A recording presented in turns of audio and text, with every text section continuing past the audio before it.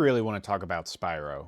Spyro the Dragon has always been my favorite game of all time. I go back and forth on which game in the original trilogy is my favorite. If you would have asked me, 14 years ago, my favorite would have been Spyro 1. If you would have asked me before that, probably would have been Spyro 3. But lately, I find that my answer has been becoming Spyro 2. Now, the only reason it wasn't Spyro 2 for a long time is because I struggled the most with this one as a kid. Not to get through it, but just some of the missions really irritated me. One was in Fracture Hills, Alchemist or whatever, trying to get Hunter out of his predicament in that level. My issue that I have with him, he goes the complete wrong way. He deliberately goes in front of all the Earth Shapers. But it's like, if he would have just turned to the left, then he'd be at Hunter already.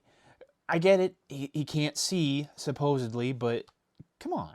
The other mission I really struggled with as a kid was in Cloud Temples with that agent, I think his name is Agent Zero, and you basically had to follow behind him. Honestly, my favorite level is probably Breeze Harbor, and I don't know, just something about the level, and I never really had too much trouble with the Trolley A. I think one thing that I really appreciate about Spyro 2 in comparison to 1 and 3 is just the interaction that you get between certain levels. Each level in the game basically is a sister location. For example, Skelos Badlands and Crystal Glacier are basically two sides of the same coin with very similar characters, but very drastically different level designs. Skelos Badlands is like a hot magma desert, while Crystal Glacier is like the ice level.